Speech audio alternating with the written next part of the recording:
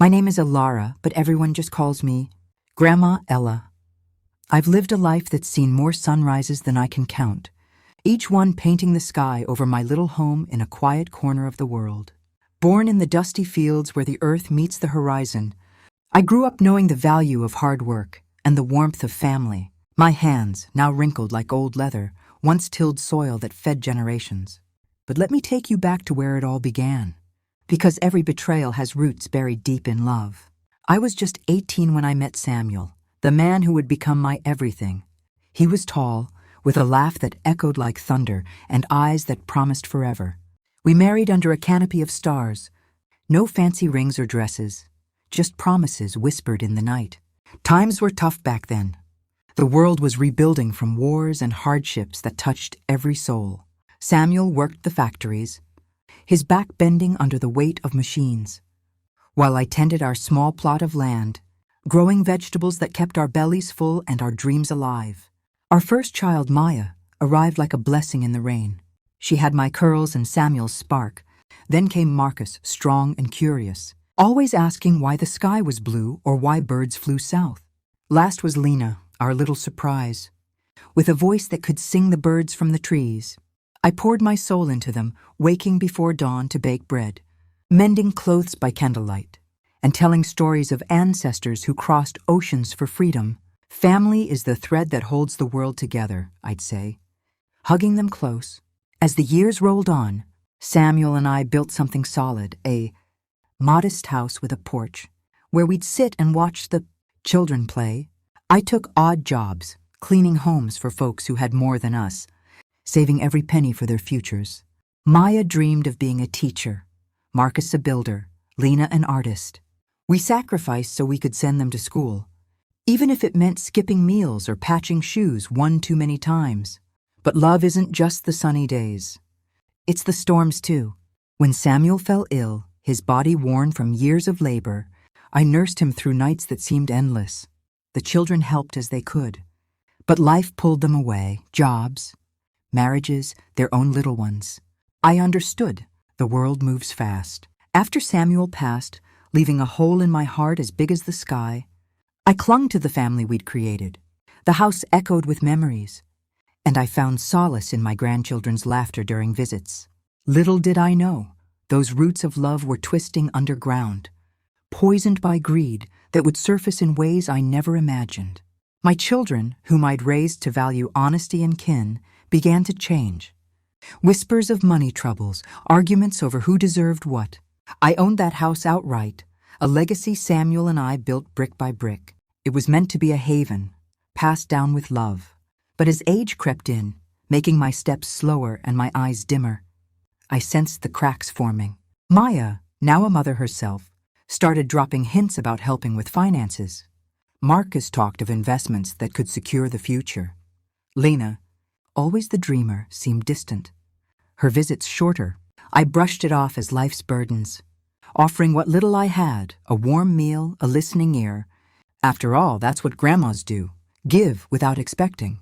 Yet deep down, a quiet fear stirred. What if the love I'd sown was being uprooted? I pushed it away, focusing on the good, the birthdays celebrated, the holidays shared. But betrayal doesn't announce itself. It sneaks in like shadows at dusk. And soon those shadows would engulf everything I held dear. Oh, how the heart can fool itself, clinging to illusions like a child to a worn blanket. After Samuel's passing, the house felt emptier, the walls whispering echoes of laughter long gone. I threw myself into the rhythm of daily life, tending my garden where roses bloomed defiantly against the weeds, each petal a reminder of the beauty we'd cultivated together. But the cracks, those insidious fissures in the foundation of our family, started small, almost imperceptible at first, like hairline fractures in old porcelain. It began with Maya, my firstborn, the one who'd always been my shadow, helping me knead dough for Sunday, dinners or braiding my hair when I was too tired from work. She'd married young, to a man named Robert who had big dreams but small pockets. They had 2 little ones, my grandbabies, with eyes like saucers and giggles that could melt the hardest heart. One afternoon, she came over unannounced, her face pinched with worry lines I hadn't noticed before. "Mama," she said, settling into the rocking chair Samuel had carved. Things are tight. Robert's job? It's not steady. The kids need new shoes, and the rent's due. Her voice trembled, and I saw the desperation in her eyes, mirroring the hardships I'd known in my youth.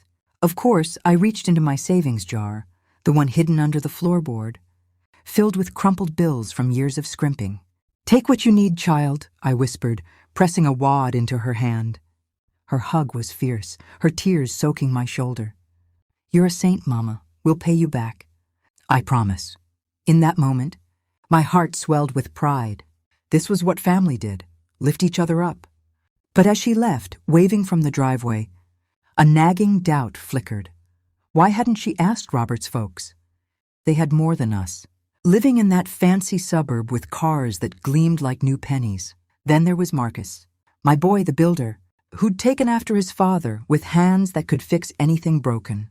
He'd started his own construction business, small at first, but growing. One evening, over a pot of stew I'd simmered all day with herbs from the garden, he leaned back in his chair, sighing deeply. I mean Mama," he corrected with a sheepish grin. "I've got this big project lined up. But I need capital for tools. Banks are stingy these days." His eyes, so like Samuel's, pleaded without words. I remembered the boy who'd built forts from scrap wood, dreaming of skyscrapers. How could I say no? I sold a few heirlooms. My mother's gold locket, the one with a faded photo of her smiling in the sun. It fetched enough to help him. "This is for your dreams, son," I said, handing over the check with trembling fingers. The locket's chain had been warm against my skin for decades. Parting with it felt like losing a piece of my soul. Marcus enveloped me in a bear hug, his voice thick with emotion. "You're the rock of this family. Mama, I love you more than words." As he drove off, the house seemed quieter, the absence of that locket a hollow ache in my chest. But love, I told myself, was about sacrifice. Wasn't that what I'd taught them? Lena, my youngest, was the wild card, the artist whose paintings captured the colors of sunsets I'd described from my childhood tales. She lived in the city now, chasing galleries and spotlights. Her visits were sporadic, like summer storms, full of energy and stories of almost successes. One rainy night, she called, her voice crackling over the line. "Grandma Ella, wait, Mama, I need your help. There's this exhibition, but entry fees, and rent's overdue again." She laughed it off. But I heard the underlying panic, the fear of dreams slipping away. I dipped into what was left of my savings, wiring the money the next day. "Chase those stars, baby girl," I said, my voice steady despite the knot in my stomach. When she sent a photo of her latest canvas, a swirl of blues and golds, representing family ties, tears blurred my vision. It was beautiful, a testament to the creativity I'd nurtured in her. But as the months wore on, the requests didn't stop. Maya needed help with medical bills for the grandkids, Marcus for just one more tool, Lena for supplies that could make her big break. At night, alone in the bed that still smelled faintly of Samuel's aftershave, doubts crept in like thieves. Why were they always in need? I'd raised them to stand on their own, hadn't I? Memories flooded me. Maya as a teen, vowing to never let money rule her life. Marcus fixing neighbors' roofs for free, saying kindness came back tenfold. Lena sketching portraits of us all, captioning them, "My heroes." Where had that spirit gone? I pushed the thoughts away, baking pies for their next visits, convincing myself it was just life's rough patches. But the cracks widened, whispers during family, gatherings, side glances when I mentioned the house's value rising with the neighborhood. Maya once said, casually over coffee, "Mama, ever think about selling? You could live with us, easier on you." Her smile didn't reach her eyes. Marcus nodded. "Yeah, invest the money smartly, for all of us." Lena chimed in. "Think of the freedom, Mama." My heart stuttered. This home was our legacy, not a commodity. I laughed it off, but inside a storm brewed. One day, sorting old letters in the attic, I found a note from Samuel. "Ella, my love, this house is our heart. Protect it for the kids. They'll cherish it as we do." Tears streamed down my face, hot and unrelenting. Was I failing him? The fear I'd buried resurfaced, sharper now. Betrayal wasn't a sudden quake. It was erosion, wearing away trust grain by grain. Little did I know, the real storm was gathering, ready to shatter the facade of our perfect family. The sun rose slower those days, or maybe it was just my heart dragging time down with its heavy beats. The house, once a chorus of laughter and clinking dishes, now hummed with a quiet unease, like the air before a thunderstorm. I'd sit on the porch, clutching my chipped teacup, watching the roses sway in the breeze, trying to ignore the gnawing sense that something was terribly wrong. My children, my Maya, Marcus, Lena, had woven themselves into my soul. But the threads were fraying, unraveling in ways I couldn't yet grasp. The love I'd poured into them, the sacrifices that left my hands calloused and my savings jar empty, seemed to vanish into a void. And then the truth began to surface, sharp and cold as a blade against my skin.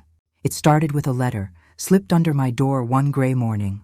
The envelope was plain, no return address, just my name scrawled in ink that bled slightly, as if written in haste. Inside, a single page from a local real estate firm, offering to buy my house for a sum that made my eyes widen, a number far above what Samuel and I had ever dreamed when we laid the first brick. A generous offer for your family legacy, it read. But the words felt hollow, like a sales pitch masking something darker. I tucked it away, dismissing it as junk, but a chill settled in my bones. Why my house? And who had sent it? Days later, Maya came by, her usual warmth replaced by a fidgety energy. She paced the kitchen, eyes darting to the corners where I kept old photos of us all. "Mama," she started, her voice too bright. "You ever think about moving somewhere smaller? Somewhere easier?" Her hands twisted the hem of her blouse, a habit from childhood when she was hiding something. I offered her tea, hoping to calm her, but my stomach churned. "This is home, Maya," I said softly, patting the table where she'd once carved her initials as a girl. "It's where your daddy and I built our life. It's yours too one day," she nodded. But her smile was tight, her eyes avoiding mine. When she left, she hugged me quick, like she was late for something she couldn't name. Then Marcus called, his voice booming through the phone with a forced cheer I hadn't heard since he was a boy trying to charm me out of extra cookies. "Mama, just checking in. Business is picking up, but I was thinking, your place, it's prime real estate now. Ever consider cashing out? You'd be set for life." His words hit like stones. Set for life? I'd spent my life building this, not for me, but for them, for the grandkids to run through these halls, for the family to gather when I was gone. "Marcus," I said, my voice steady despite the tremor in my chest, "this house isn't just money. It's us." He laughed, too loud, promising to visit soon. But he didn't. Lena was next, her call coming late one night when the stars were hidden by clouds. "Mama, I'm in a bind," she whispered, her voice raw, like she'd been crying. "The gallery deal fell through and I heard about that offer on the house. Maybe it's a sign? A sign?" My heart sank, heavy as the oak table Samuel had built. "Lena, baby, this home is your sign, your daddy's and mine. For you all." She went quiet, then mumbled something about needing time to think. When the call ended, I sat in the dark, the silence louder than any storm. The pieces fell together one humid afternoon, when I found a document tucked in the mailbox, half hidden under flyers. It was a property transfer form, pre-filled with my address, my name, and signatures I recognized. Maya's looping scrawl, Marcus's bold slant, Lena's hurried flourish. My children, my blood, had gone behind my back to a realtor, plotting to sell the house out from under me. The paper shook in my hands, not from age, but from a rage and sorrow so deep it threatened to swallow me whole. They'd forged my consent, assuming I'd never notice. That old Grandma Ella was too frail to fight. I sank to the floor, the linoleum cold against my knees, tears burning tracks down my face. Memories flooded in, Maya's tiny hand in mine as we planted the garden, Marcus hauling bricks for the porch, grinning with pride, Lena painting murals on the shed, promising to make me proud. Had it all been a lie? Had their love been a transaction, waiting for the right price? The house, our sanctuary, was just collateral to them, a quick fix for their debts, their dreams, their greed. I clutched Samuel's note from the attic, his words blurring through my tears. Protect it for the kids. Oh. Samuel, I thought, what have our babies done? The betrayal wasn't just the paper. It was the secrecy, the disregard for everything I'd taught them. I'd given them my last dollar, my last strength, my last hope, and they'd traded it for a check they hadn't even discussed with me. The phone rang. Maya again. Probably to check if I'd come around. I let it ring. Each chime a nail in the coffin of trust. The storm was here, and I was standing in its eye, wondering if I'd ever see my children the same way again. The air in the house felt thick, heavy with the weight of truths I couldn't unsee. That forged document, my children's signatures scrawled, like a death warrant on our family's legacy, burned in my hands, though I'd tucked it back in the envelope, hiding it under the floorboard with my empty savings jar. I hadn't slept since finding it, my nights haunted by visions of Samuel's face, his gentle voice whispering, "Ella, protect it for the kids." Protect what? A home they saw as a paycheck? A love they'd traded for greed? My heart, once a fortress of hope, was crumbling, and I stood at the edge of a breaking point I never thought I'd reach. I tried to carry on, tending my roses, humming hymns to drown out the ache, but every creak of the floorboards felt like a warning, every shadow a reminder of their betrayal. I wanted answers, not just why, but how they could do this to me, to us. So I called a family meeting, something we hadn't done since Samuel's funeral. I baked their favorite cornbread, set the table with the good plates, and waited, my hands trembling as I smoothed my apron. The clock ticked, each second a hammer on my nerves. Would they even show? Maya arrived first, her face a mask of forced cheer, carrying a store-bought pie as if it could cover the cracks. Marcus followed, his usual swagger gone, eyes darting like a boy caught stealing. Lena was last, her artist's scarf fluttering as she hurried in. Mumbling about traffic, they sat, the table between us like a battlefield. I looked at them, my babies, now strangers with familiar faces, and felt a sob lodge in my throat. "I found something," I said, my voice low but steady, pulling the document from my pocket. I laid it flat, the signatures glaring under the kitchen light. Care to explain? Silence fell, heavy as a winter fog. Maya's eyes widened, then dropped to her lap. Marcus cleared his throat, but no words came. Lena fidgeted, her fingers tracing the table's grain. Finally Maya spoke, her voice small. "Mama, we were trying to help. You're getting older, and this house, it's a burden. We thought selling it would give you freedom. Give us all a fresh start. Freedom?" The words stung like a slap. This house was my freedom, my anchor, the proof of every sacrifice Samuel and I had made. Marcus jumped in, his voice too loud, like he was convincing himself. "It's not personal, Mama. The market's hot now. We could split the money, set up the grandkids, pay off debts. You'd still have plenty." "Plenty?" I stared at him, the boy who'd once promised to build me a new porch swing, now talking about my home like it was stock to trade. Lena's turn came, her voice soft but sharp. "Mama, we didn't want to worry you. You've done so much. We thought this was best. Best for who? Not me. Not the grandkids who loved racing through these halls. Not the memory of Samuel's hands laying every brick." I stood, my chair scraping the floor, my hands shaking with a fury I hadn't known I could feel.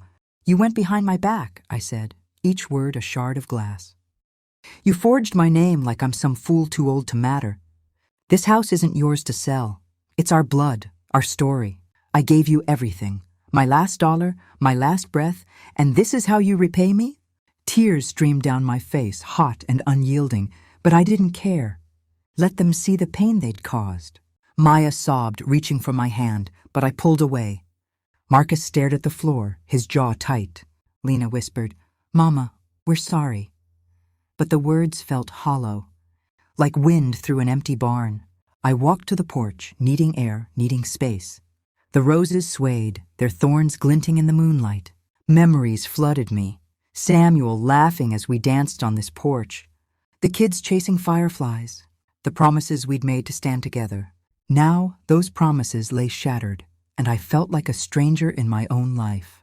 I thought of the grandkids, innocent in this mess, and my heart broke anew. What would they inherit now? a family torn by greed. I sank to the steps, clutching Samuel's note, its edges worn from my touch. Protect it, he'd written. But how? When the ones I was protecting it for had turned against me. Inside, I heard them arguing, low, frantic voices blaming each other. You said she'd agree, Maya hissed. You pushed too hard, Marcus snapped back. Lena's voice, barely audible, pleaded, We can fix this. Fix it? Could you fix a heart split open? I wanted to scream, to throw them out. But love, that stubborn, foolish thing, held me back. They were still my children, even if they'd wounded me deeper than any knife. But this was my breaking point, the moment. I knew I couldn't just forgive and forget. Something had to change, and it started with me. As the stars peeked through the clouds, a spark of resolve flickered in my chest. I wasn't done yet. This house, this legacy, was mine to defend. And if my children thought they could erase me, they were about to learn just how strong Grandma Ella could be. The dawn broke over my roses, their petals bruised but still standing, much like my heart. After the confrontation, the air in the house felt like it could snap, tense, brittle, full of words left unsaid. My children, Maya, Marcus, Lena, had left that night with bowed heads, their apologies dripping like honey, sweet but sticky with insincerity. We'll make it right, Mama, Maya had whispered, her eyes glistening with what I thought were tears of remorse. Marcus hugged me, promising, We'll fix this, I swear. Lena clutched my hand, her voice breaking, You're our world. Grandma Ella, crocodile tears. I'd later learn, empty promises, masking a betrayal so cruel it would shatter what little trust I had left. I wanted to believe them. Oh, how I ached to see my babies as the children who'd once clung to my skirts, who'd promised to carry our family's love forward. So I gave them a chance, inviting them back for Sunday dinner, hoping to mend the cracks. I spent days preparing, kneading cornbread, simmering stew, setting the table with Samuel's old plates, each one a memory of better times.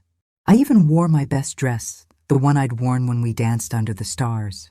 Family is the thread, I whispered to myself, clinging to hope like a lifeline. They came, all smiles and soft words, bringing gifts, a bouquet from Maya, a toolbox from Marcus, a framed sketch from Lena. My heart softened. Maybe I'd been too hard, too quick to judge. We ate, laughed, shared stories of the grandkids. For a moment it felt like the old days, when love was enough to bridge any gap. As they left, Maya squeezed my arm. We're family, Mama, always, I nodded. Tears pricking my eyes, believing we'd turned a corner. But love blinds you, and I was blind to the knife they were sharpening behind my back. 2 days later, the truth hit like a freight train. A neighbor, Miss Clara from across the street, knocked on my door, her face pale. Ella, you need to see this, she said, handing me a crumpled flyer from the local real estate office. My house, was listed for sale, complete with photos of the porch, the garden, even my bedroom window. The listing date? The day after our dinner. The price? A fortune with a note. Seller motivated. Family approved transfer. My knees buckled. And Clara caught me, her arms steady where mine failed. My children hadn't just forged my name before. They doubled down, finalizing the sale without a word, using their sorry dinner to keep me distracted while they sealed the deal. I stumbled inside, the flyer shaking in my hands. They'd sold my home, Samuel's dream, our legacy, for cold cash, splitting it among themselves like vultures over a carcass. I called Maya, my voice raw. How could you? She stammered, Mama, it's for the best, you'll see. Marcus claimed it was just business. Lena sobbed it was for the grandkids' future, but their words were ash.